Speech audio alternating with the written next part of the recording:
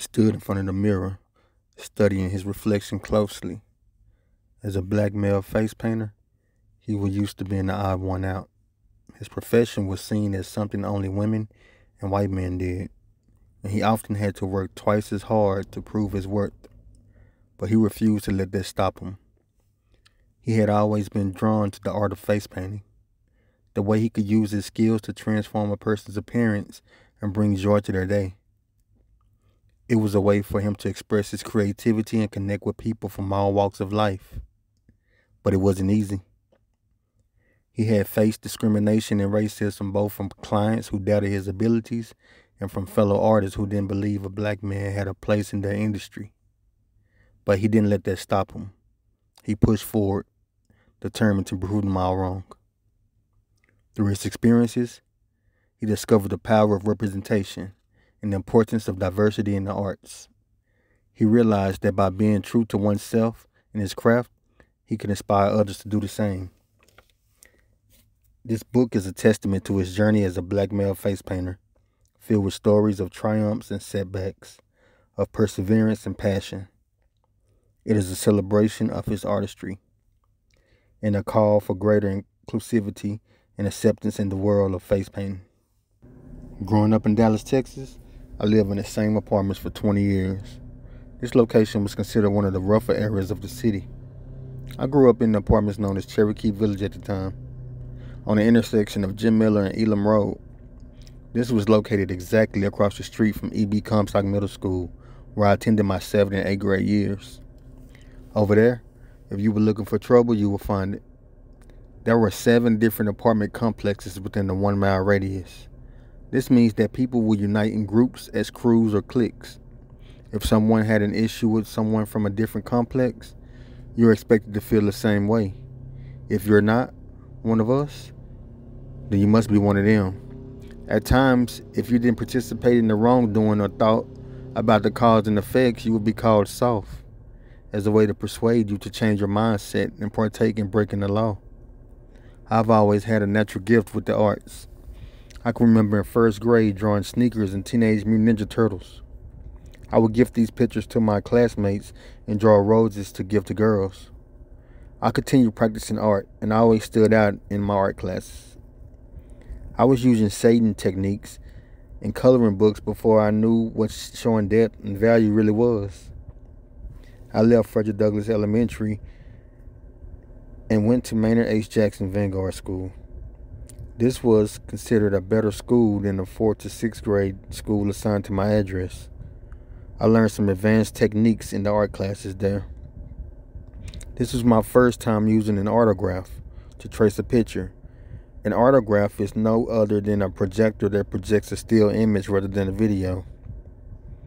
This was the first time that I had to draw on a parallel object, a sheet of paper taped to the wall.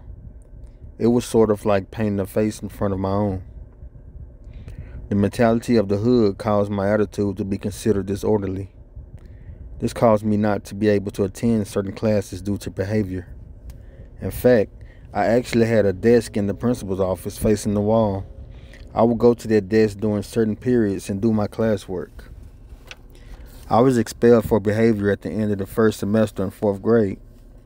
I can remember the principal telling another adult that she wasn't going to powder me because I was going to be put out of the school at the end of the school year. This caused me to have to go to the school associated with my address, the school where everyone from where I live attended, R.C. Burleson. This is where I experienced temptations and peer pressure that a child my age should never have to. I had people from the apartments where I lived trying to convince me to smoke cigarettes and Black & Mild cigars in 4th grade. In 5th grade, those same people were now smoking marijuana. I believed that they got it from older siblings, but I would never yield to the temptations. I had never had a desire or curiosity to smoke anything. This made me stand out and set me apart. If anything, I would fight if the opportunity presented itself, but never did drugs. This is when I knew that I was different. Now, I'm enrolled in a school known as R.C. Burleson. This was also a 4th to 6th grade school. The behavior that I had exemplified at Maynard Jackson was more common and normal at R.C. Burleson. I finished 2 years in a semester there and went to E.B. Comstock to experience middle school. I had pretty good grades, so this allowed me to be placed in advanced placement classes. Now that I was close to completing my 8th grade year, I was always known throughout the schools for my art. I had been in special classes called TAG, Talented and Gifted, all throughout my grade school years. My grades were good enough for me to apply for high schools other than my assigned high school, 8th grade Spruce. I had the option of going to Townview Magnet School, Booker T. Washington, or Skyline High School. I missed the deadlines to apply for all schools. I was called to the office by my school counselor assigned to me. This was a process that was done for every student to prepare us for the middle school to high school transition. She asked why I didn't apply for any of the schools mentioned above. I told her that I would just go to Spruce. She told me that she was not going to allow me to go to Spruce. She asked me where would I wanted to go out of the 3 schools. I told her Skyline. Since my grades were good, the counselor contacted some of my teachers and they wrote me letters of recommendation. She submitted my information and within 2 days she told me that my application had been accepted and that I was going to Skyline. At this time you had to select what was called a cluster. This is what you would like to study for all 4 years of high school. Since I was good at art, I selected advertising and design. Throughout my 4 years of high school, I had 2 teachers who taught my cluster subject, one for the 9th and 10th grades and a second for the 11th and 12th grades. I was in the top 3 of my ad design classes depending on the projects, if not the top 2. It was easy to me and I got bored, so I would talk and keep myself entertained, which led me to being sent to the correction offices a lot of times. I spent more time in in-house suspension in 12th grade than any other grade. I was receiving college credits in high school, but I never went to college. I had grown tired of school and being in advanced placement classes had allowed me to gain my credits needed to graduate earlier than others. Once I found out I didn't need certain classes to graduate, I stopped doing that work. I would have regular art classes as well in high school and not have to do the assignments that the other students were assigned. The teacher would have me working on her personal assignments that she had to do throughout the school. In addition, all throughout school and living in my community, I would always observe the environment and their interactions, the habits and the limitations. I grew up in a 2-parent household, but most of my neighbors couldn't say the same. Watching my parents go to work every day and take care of their kids, this taught me how to handle responsibility and how to stay consistent. I always have kept some type of income, legal income. I could have sold drugs at any time because they were easily accessible. I chose a different route.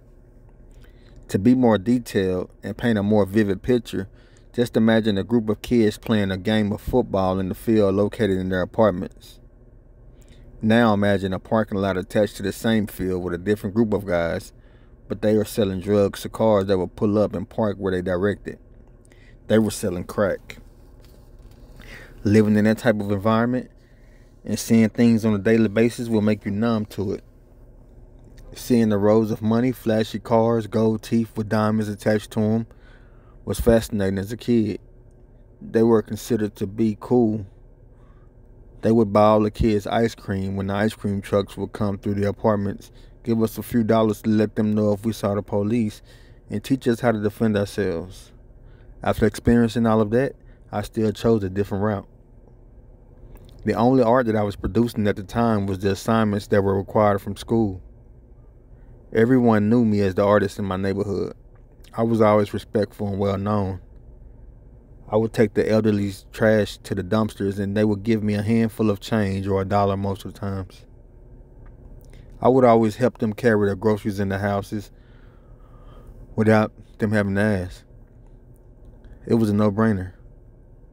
I would call time out on the football game and everyone would see me go help the elderly.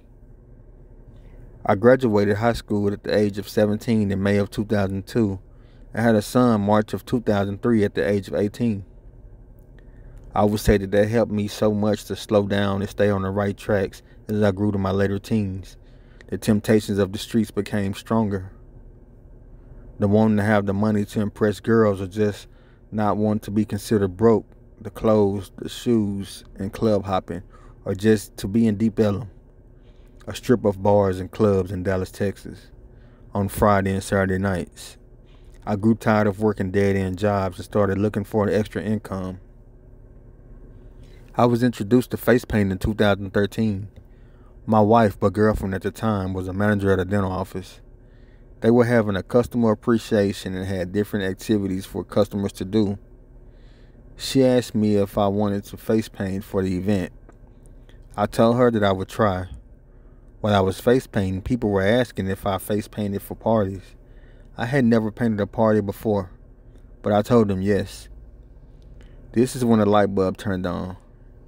Next, I created cards and started researching face painting tutorials on YouTube University. Now I have created my own tutorial videos on YouTube. My channel is iPaintByTaj. Yes, I'm the face painter. Now I am a black male face painter. I say it this way because it's very rare. I'm like a unicorn in the face painting industry. Some clients are supportive and want to give me a chance because I am a black male face painter, and some frown upon the idea. My work ethic and quality are just as good as any other face painter. In fact, if you would compare, I'm better than most. I say this because I have no limitations. I have a natural creativity, and I can paint anything that is requested. Anything. I don't use a vision board because I like to paint something that has a special meaning to the client. It seems like I'm forcing them to choose a design that I want to paint if I use a selection board. A lot of times, some kids are used to being limited, that they only request dragons, dinosaur masks, Spider-Man, and the more common requests. I like to go outside of the box and show my skills. As a black male raising 4 sons in Texas, I've always been interested in finding unique and creative ways to bond with my children. One activity that we have enjoyed together over the years is face painting. Face painting is an art that has been around for centuries. It is a fun way to express oneself and showcase creativity. In Texas, face painting is a popular activity for events and parties. However, being a black male in Texas can come with its unique challenges when it comes to face painting. This book will explore what it is to be a black male face painter in Texas, the challenges faced, and the joys experienced. You're the face painter. Yes, I replied. I'm the face painter. This question was asked to me when the client opened the door. It wasn't the question, but the way it was asked. I had been asked this question many times, but this particular time it stuck with me. I could feel the energy shift as I walked into the house. All eyes were on me. I had never been one to like attention. When you're face painting, be prepared for everyone to watch you work and wait to see the big reveal. I asked where I'd be setting up. Within 3 minutes, I was ready to start painting. Through my peripheral vision, I could see eyes and heads glance at me periodically. Thinking to myself, I must represent. I have to represent for male face painters, black face painters, and all face painters. At parties, my first face is always the birthday person or guest of honor. I try to be a little more detailed on the guest of honor. About 5 to 7 minutes later, I hold up my mirror and the birthday kid shows all his teeth. I love it as it smiles. The birthday kid gets up and turns around. All you hear are gasps and all you see are smiles. I have showcased my skills and have proved that I'm credible as a face painter, as a male face painter, as a black male face painter. When you think of a face painter, we have been used to seeing middle-aged Caucasian women. This is true. I came to change the narrative and show that not only can men face paint, but black men can as well. About 50% of my clients are Caucasian. To be honest, I have had some of the best times with them. Most have used my services multiple times and referred me to friends. I appreciate all of them and their hospitality. I had never felt unwelcome, and I'm greeted at the front door with a smile. Getting started. If you are interested in starting a career as a face painter or minority, here are a few steps you can take to get started. Learn the skills. Start by learning how to paint faces. You can do this by taking a course or workshop, or by practicing on your own. There are many resources available online that can help you learn the basics of face painting. Build your kit. Invest in high quality face paint, brushes, and other tools. Look for products that are specifically designed for use on skin, and choose colors that are vibrant and long lasting. Practice, practice, practice. The more you practice, the better you will become.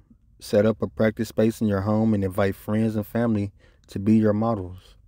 You can also volunteer to face paint at local events, such as fairs and festivals, to gain experience, exposure, and build your portfolio. Build your portfolio. Take pictures of your work and create a portfolio to showcase your skills. This will be helpful when you start looking for gigs. Network. A great way to network is by servicing vendor events. Surprisingly, you will meet many people at these type of events, both vendors and clients. All of the vendors will have their following that will now be introduced to you. Market yourself. Create a website or social media presence to showcase your artwork and make it easy for potential clients to find you. Consider offering discounts or promotions to attract new clients and build your reputation. Remember that building a successful career as a face painter takes time and effort. With dedication and hard work, however you turn your passion for art into a rewarding, fulfilling profession. Getting started as a face painter can be daunting, especially as a black male in Texas. The first step is to know that you will be working with kids. This will require patience. At times, it will require a lot of patience. After you read this book, you can view some of my tutorials on YouTube. My channel is iPaintByTaj. All one word. Face painting is an art form that dates back centuries and is used for various purposes such as cultural celebrations, rituals, and even theater productions. In recent years, face painting has become a popular activity at parties, festivals, and other events. It involves applying paint to a person's face or body to create designs, patterns, or images. My first time face painting, I used some face paint that I found on a shelf at Walmart. That didn't go very well. The cheaper paints are harder to blend and barely covers the skin. It felt like I was painting with watercolors.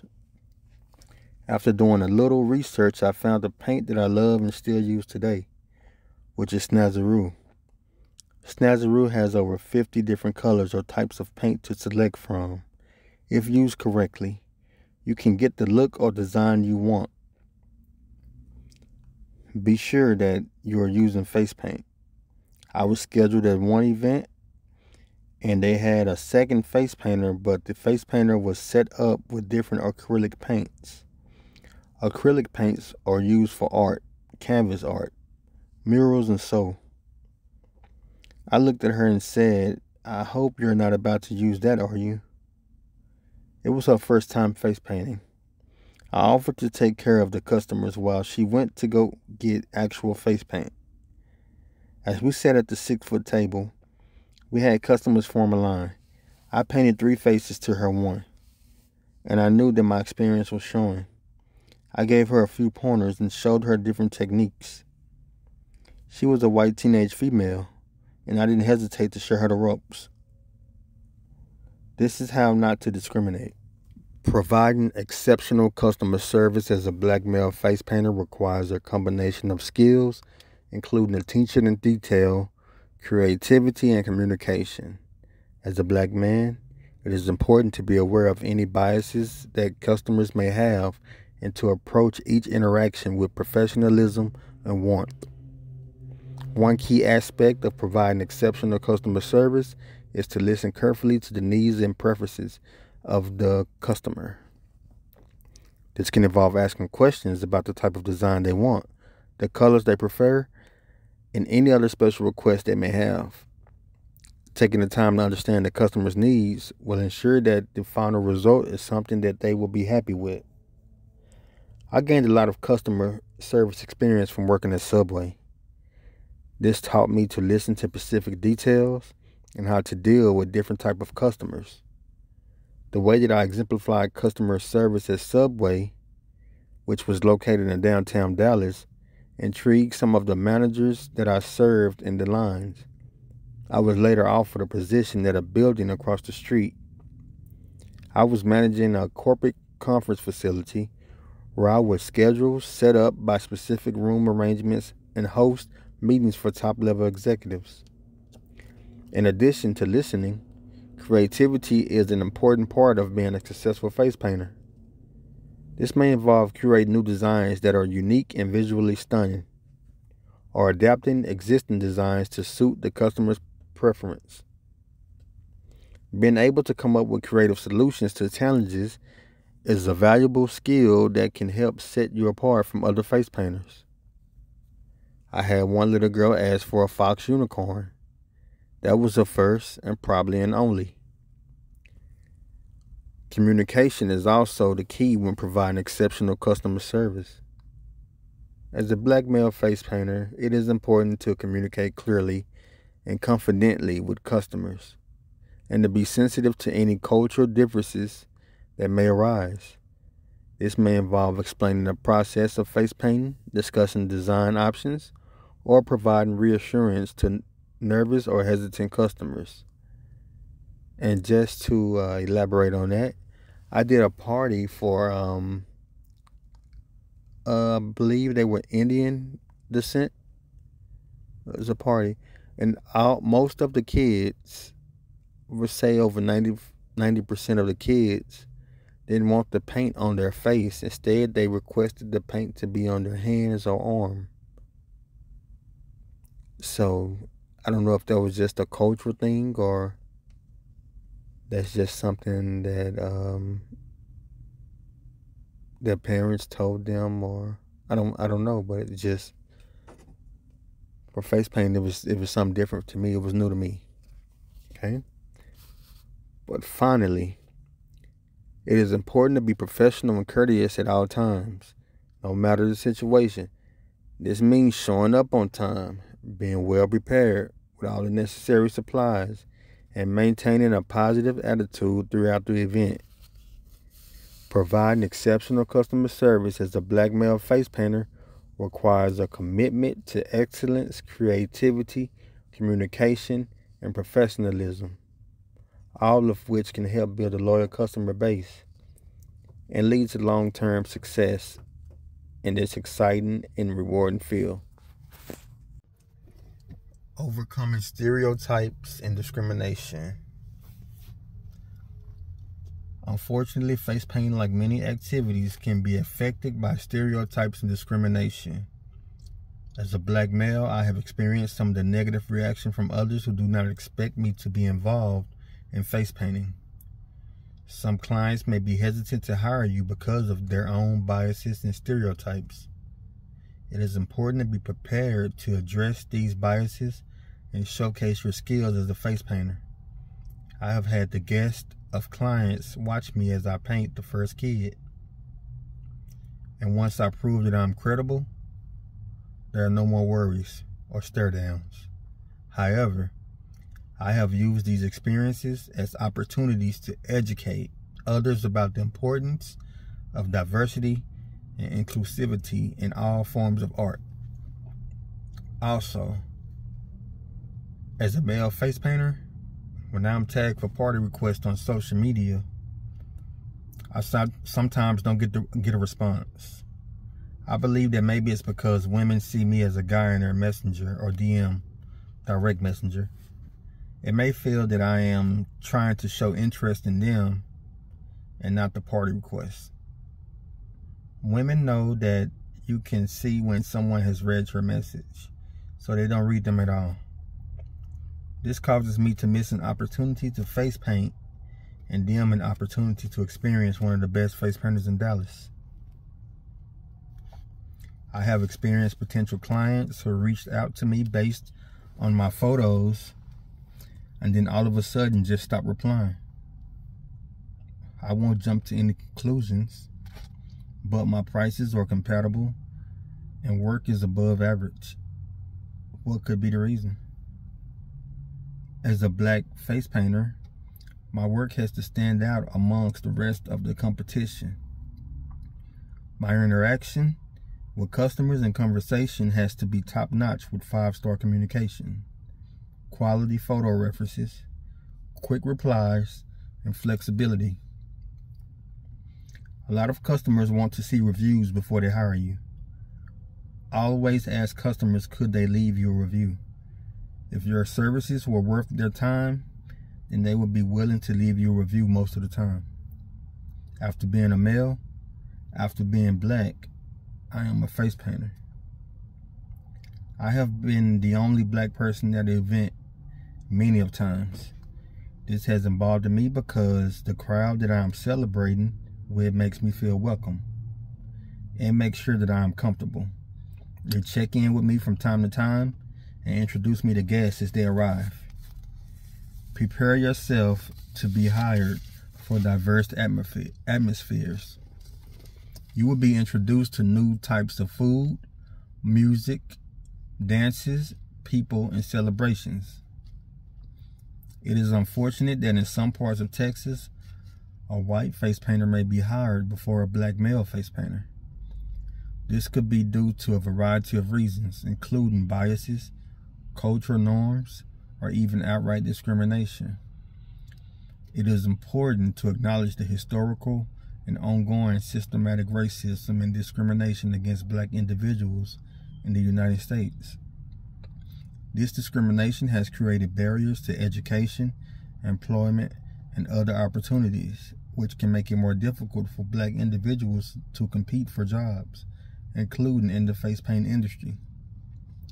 It is crucial for employers, and individuals to actively work to address and eliminate these biases and discrimination in hiring practices. One way to do this is to actively seek out diverse candidates and to consider their qualifications and skills, rather than making assumptions based on their race or gender. Additionally, it is important to create a welcoming and inclusive work environment that values and respects diversity. I was recently contacted by a representative of a country club in Plano, Texas. I have serviced multiple parties in the Plano, Frisco, and Parker areas. I know that my work is high quality and my prices are competitive, if not lower than some of the competition, because I am a black male face painter. I'm not saying that my race had anything to do with it, but I have all 5-star reviews and my overall rating is 5 stars. Please don't misunderstand me.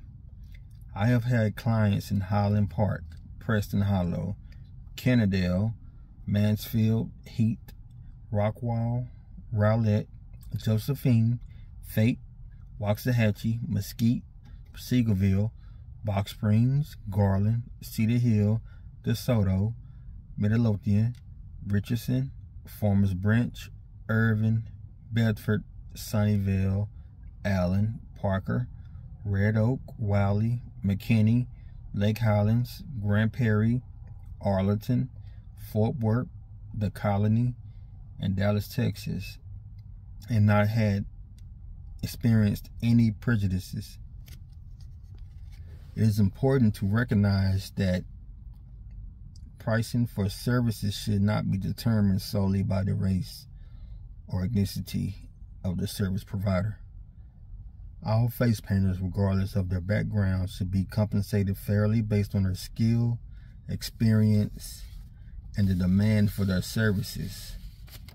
Factors such as quality of work, their reputation, and their overall market value should be taken into consideration when determining their pricing, charging less simply based on the race of the face painter would perpetuate unfair stereotypes and discrimination. Instead, it is crucial to promote equality and fairness in all aspects of our society, including the pricing of services.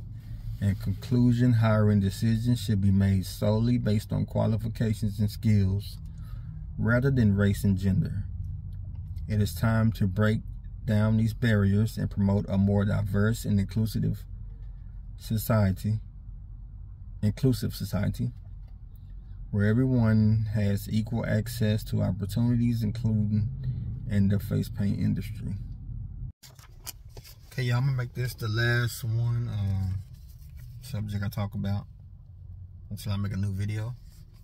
So this is just an insert from my book. This is chapter 6, Finding Inspiration. Okay. Inspiration can come from many sources, including nature, art, and culture. As a black male face painter in Texas, it may be helpful to draw inspiration from your own experiences and culture. This can help you stand out in a crowded industry and showcase your unique style and creativity.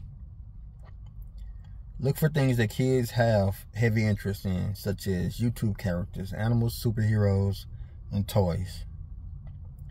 When you're able to paint something that the kids love, they're able to cherish the moment more. You have created an everlasting memory at the end of the day. My main goal is to make the kids smile when I hold the mirror up after the completion of the request. Okay? As a natural artist, I look for inspiration every day, anywhere I go. Artists can find inspiration in many different ways on a daily basis. Here are some of the common ways that artists look for inspiration. Observing the world around them. Many artists find inspiration in the people, places, and objects that they encounter in their daily lives. They may take a walk outside, people watch at a coffee shop, or explore a new part of town to spark their creativity. Exploring other artists' work. Looking at the work of other artists can be a great source of inspiration. Artists might YouTube, view online face painting communities, or watch certain movies to see what others are creating to learn new techniques. Another thing I look at is a show on Netflix called, what's the name of that show? I can't think of the name right now, but it's one of those shows where they have face paint competitions. It's usually held overseas in the UK, I believe. It's not in America, but I watch those shows too and find inspiration and the creativity that those, they call them MUAs, makeup artists, that they design and create. That's a nice show to watch if you're a face painter or you're trying to become a face painter. Number 3, trying new things. Sometimes trying something new can be the key to unlock inspiration. Artists might experiment to explore new creative avenues. Reflecting on personal experiences. Personal experiences and emotions can provide a wealth of inspiration for artists. They might journal, meditate, or talk to friends and family to process their feelings and gain insights that can translate into their art. Setting goals and challenges. Setting goals and challenges can help artists stay motivated and focused. They might challenge themselves on painting a certain number of faces an hour, or try to paint a face in a new style or with a specific theme. Overall, finding inspiration is a deeply personal process, and what works for one artist may not work for another. It's important for artists to experiment with different methods and find what works best for them. And another thing is finding solitude in your piece. You got to separate from people sometimes. Separate yourselves, isolate, meditate. You need to think. A lot of times with my creativity, I believe it wakes me up 4 o'clock in the morning, 3:30 in the morning, 4:30 in the morning. And I just can't sleep. Like, I try to go back to sleep, I can't, but I'm just up thinking of this creation that I can make, or trying to get this thought out of my head. It drives me crazy sometimes. That's why I believe that when people say that creativity is next to insanity, I believe that with all of my heart, because it's like, you know. But I hate it, but I love it. Creativity. But expanding your skills. As a face painter, it is important to continually expand your skills and knowledge. This can be done by attending workshops, learning new techniques, and experimenting with different styles. Don't forget YouTube University. As a black face painter in Texas or a minority, it may be helpful to seek out mentors or other professionals who can provide guidance and support. I am willing to mentor those who have a passion for the art. Now, being a black male face painter, there's no blueprint. I didn't have nobody to look up to. I don't know nobody. I haven't seen any information on nobody. So I'm that guy right now, I believe. And I'm going to help people who come after me understand what is to come once you step into this field. That's why you got to learn adaptive behavior. And I say that because some people may have grew up in some neighborhoods and believe that the way of those neighborhoods is the way that one should be, but you got to learn adaptive behavior. Because if you want to grow in this business, you can't keep the same mindset and mind frame as you had when you're in that neighborhood, and you can't take that to this neighborhood. You understand what I'm saying? So it's like, again, I have customers that are white, Mexican, or Hispanic, whatever you want to call it, or whatever they want to be. Indian, Middle Eastern, Asian, African. I have a diverse clientele, and adaptive behavior have showed me and taught me that if you want to grow, you need to you have to be a people person, for one. You can't have discrimination, and you can't have an ounce of racism in you. You have to be a people person. And if you're a people person, then you will succeed. If you know how to communicate and talk to people, if you're genuine, you will succeed, because it shows. But having an art background could be extremely beneficial when it comes to face painting. Also, it provides a solid foundation in color theory, composition, and design. Here are some tips for using art background to improve your face painting skills. Color theory. Your knowledge of color theory will come in handy when choosing colors for your designs. You'll know which colors work well together and how to create different shades and tones. Composition. Understanding composition will help you create balanced and visually pleasing designs. You will know how to create a focal point and how to balance out the rest of the design. Having a background in design will help you create unique and creative face painting designs. You'll be able to create intricate patterns and designs that stand out. Technique. Your art background will give you a foundation in various techniques such as blending, shading, and highlighting. These skills will help you create realistic and dimensional designs. Remember, practice makes better. Keep practicing your face painting skills and continue to use your art background to create unique and beautiful designs.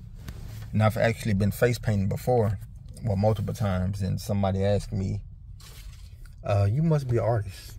Are you an artist? Because you paint like an artist. I paint like, so when you're an artist, naturally it's like you have a different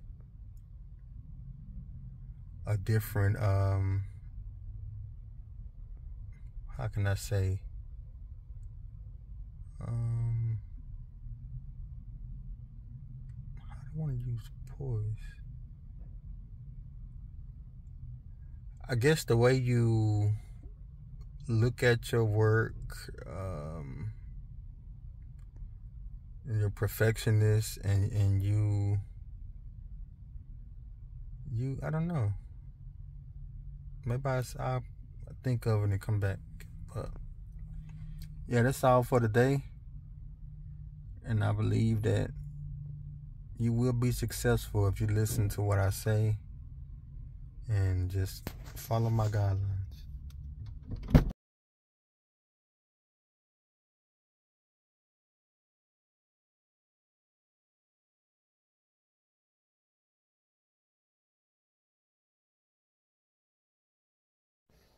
If you guys like this video, please like, share, and subscribe. I promise to bring original content and bring you in the life of a black male face painter. The point of view, what I do, my events, my parties, and so on. I promise it won't be too boring, but you will learn something. It's guaranteed. Thank you for your time and enjoy life.